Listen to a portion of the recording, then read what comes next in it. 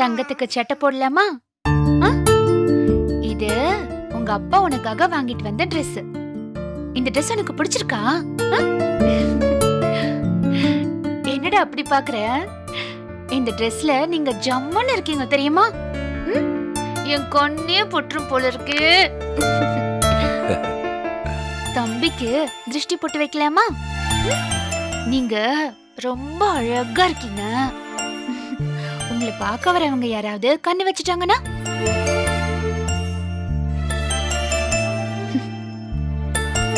உன்னை பார்க்க தான் யாருமே வரலையேடா. நீ பிறந்த இத்தனை நாள் ஆச்சு.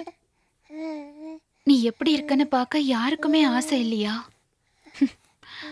யாருமே உன்னை பார்க்க வரலையேடா. அம்மா சைடுல சொந்தம்னு சொல்லிக்க யாருமே இல்ல.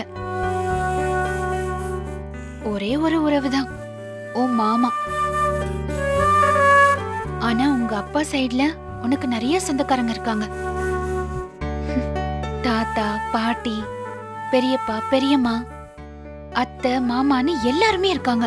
ஆனா அவங்கள ஒருத்தருக்கு கூட உன்னை பார்க்கணும்னு ஆசை இல்ல. யாருக்குமே நீ வேண்டாமா? ஏன்? நீ அப்படி என்னடா பாவம் பண்ண? சாச்சா, நீ எதுவும் பண்ணல. நான் தான் பாவம் பண்ணிருக்கேன். அவங்க யாருக்குமே அம்மாவை பிடிக்காது. அதனாலதான் உன்னையும் அவங்களுக்கு பிடிக்கல. ஆனா அதுக்காக இந்த அம்மாவை நீ வெறுத்துறாதடா. அம்மாவுக்கு நீ வேணும்டா.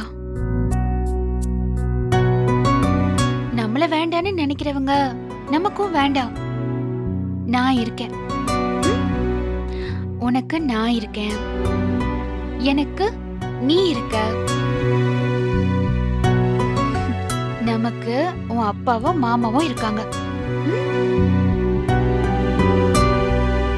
இவ்வளவுதான் நம்ம உறவு. இவ்வளவுதான் நம்ம உலகம். அதனால யாரும் வரலன்னு நினைச்சு நீ கவலைப்படாத. இது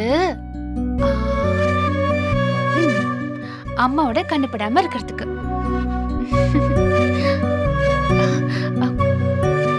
வா சக்தி, வா. மலரு,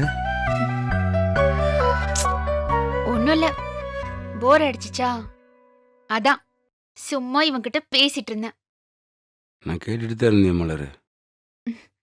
இவனுக்கு எல்லாருமே இருக்காங்க மலரு. சொந்தம், அங்காளி, பங்காளின்னு ஒரு கூட்டமே இருக்கு. ஆனா யாருமே வரலையே சக்தி.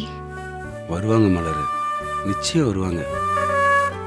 அவங்க ஒன்னையும் என்னை ஏத்துக்கிறாங்களே இல்லையோ, இவனை கண்டிப்பா ஏத்துக்குவாங்க. இவனை அவங்களுக்கு பிடிக்கும். இவர் அம்மா ரத்தம்னு அவங்க மனசு சொல்லும். என்னை யாரும் ஏத்துக்க வேண்டாம் சக்தி. அவங்க ஏத்துக்கிற அளவுக்கு நான் தகுதியானவளும் இல்ல. நான் ஒரு அதிர்ஷ்டம் கெட்டவ. கல்யாணம், வளகாப்பு, குழந்தை பிறந்ததுன்னு எதுலயுமே எனக்குன்னு வந்து நிக்கிறதுக்கு யாருமே இல்ல.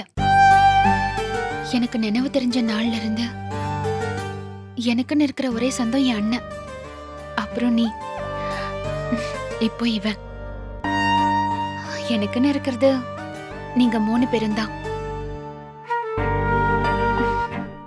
இவனும் என்ன மாதிரி ஆயிடக்கூடாது. சொந்த பந்தம் இல்லாம இவன் வளரக்கூடாது. சொந்தம்னு சொல்லிக்க யாருமே இல்லைன்னா கூட பரவாயில்ல. ஆனா இத்தனை பேர் இருந்தும் யாரும் இல்லாம வளர சூழ்நிலை இவனுக்கு வந்துடக்கூடாது. அது மட்டும்தான் என்னோட கவலை.